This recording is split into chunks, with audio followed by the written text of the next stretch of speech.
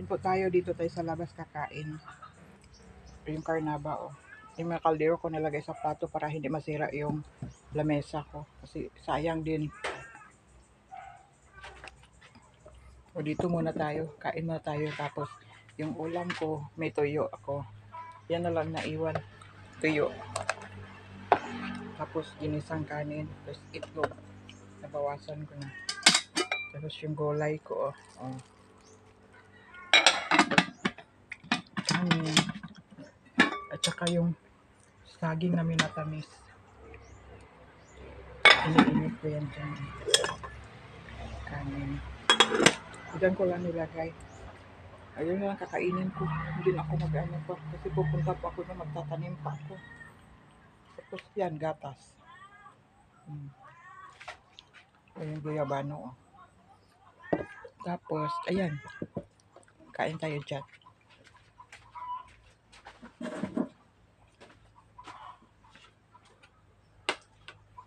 Dito kakain sa labas kasi mahangin.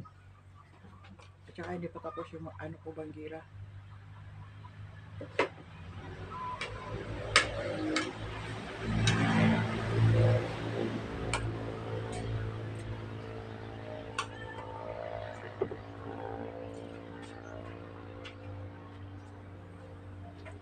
No, kasi dito ko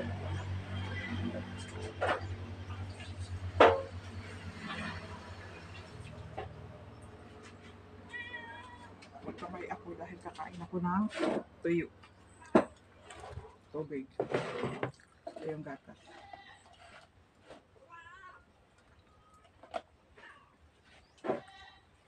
Sarap ito tuyo, oh. Yan na lang kasing naiwan. Kunti na. Kasi ako naman mag-isa eh.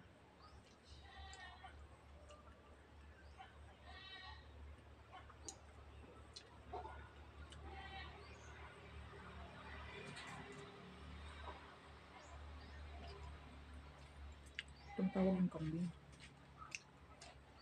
Kamay tayo, kamay. Tsaka itlog.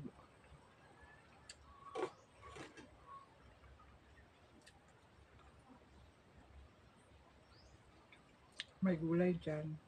Kanina pa yan, pero ito na lang kakainin ko. Mamaya na tanghali ng gulay. Kasi, naman akong gatas, iinom ako ng gatas.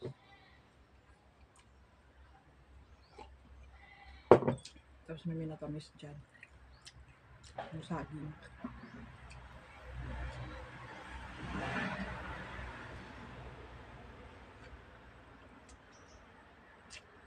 May mamanok ka, no?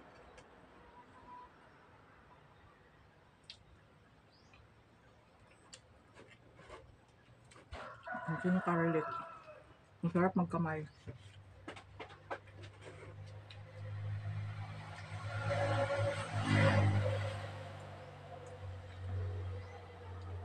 Tapos, ano namin, nilalagay ng mga tupperware para hindi ikainin ng isa. Kaya dito na nilalagay ko. Hindi ko na pinapasok doon. Saka hindi na ako kumakain sa loob. Dito na kami sa labas. Mahangin pa, fresh air. Wala pang dingding yung mga kusina. Ang sinira ng bagyo.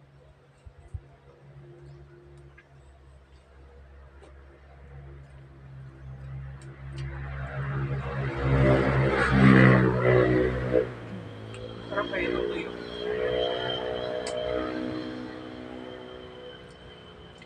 Kaya po tayo. Ulam tuyo at itlog. May gulay dyan. Maya.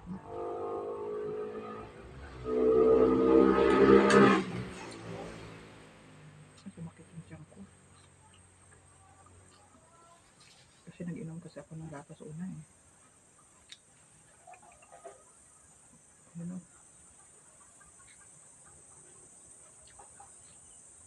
Ang dami ko kayang mawalisin dyan.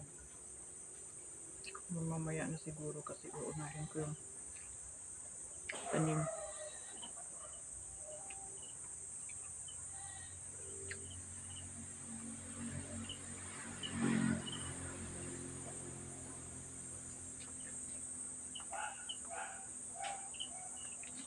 Marami pa akong dadalhin sa baba.